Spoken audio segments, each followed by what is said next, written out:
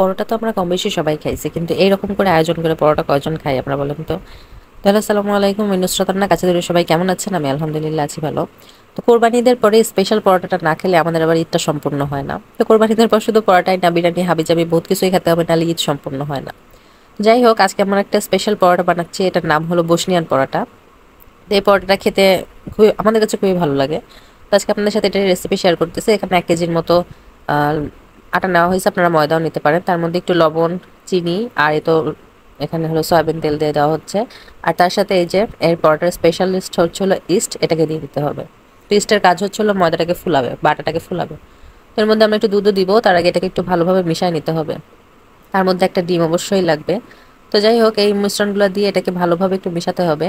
এই মিশ্রণটা আপনারা হাত দিয়েও মেশাতে পারেন বা কিছু দিয়েও মেশাতে পারেন, তবে হাত দিয়ে মেশালে বেশি ভালো হয়। তারপরে আস্তে আস্তে দুধ দিয়ে এটাকে মেশাবো। দুধটা হালকা গরম থাকতে হবে। কুসুম কুসুম গরম দুধ দিয়ে জিনিসটাকে মেশাবো, এবং পুরোটা দুধ দিয়ে মেশালেই ভালো হয়। তারপরে যদি আপনাদের মনে হয়, আপনার চাইলে লাস্টে একটু পানি দিতে পারেন। তো আমাদের এখানে আমরা 1 কাপ দুধ নিচ্ছি এবং লাস্টে প্রয়োজন হয়েছিল তাই একটুখানি পানি ইউজ করছি। তো পুরোটাই হচ্ছিল হালকা ফুটানো গরম পানি হতে হবে। তো যাই হোক, এরপরে হচ্ছিল যখন ময়দাটা ভালো করে মথে নেওয়া হবে, তারপরে একটুখানি তেল হাতে নিয়ে সেটাকে ভালোভাবে মাখায়ে এটাকে রেস্টে রেখে দিতে হবে প্রায় 1 ঘন্টার মতো।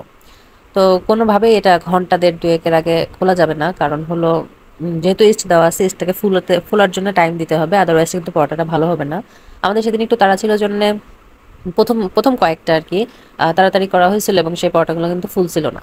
এবং এটা বেলতে হবে একটু মোটা করে এবং একটু ছোট সাইজ করে। তো যাই হোক, এটা বেলা হয়ে গেছে এবং এটাকে আমরা চুলার উপর দিয়ে দিচ্ছি। চুলার উপর দেওয়ার পর এরকম ফুলে ফুলে ডাম্বেল হয়ে যাবে। তো এরকম ডাম্বেল হয়ে যাওয়ার পরেই কিন্তু পরোটাটা আসলে হয়ে যাবে। এটা কিন্তু মাংসের ঝোল দিয়ে খেতে বেশি ভালো লাগে, মাংসের থেকে মাংসের ঝোল দিয়ে খেতে এটা বেশি ভালো লাগে। তো এই তো আজকের মতো এখানেই শেষ করছি। এটা আমার বসনিয়ান পরোটা উইথ মাংসের ঝোল। তো আপনারা সবাই ভালো থাকবেন। আল্লাহ হাফেজ।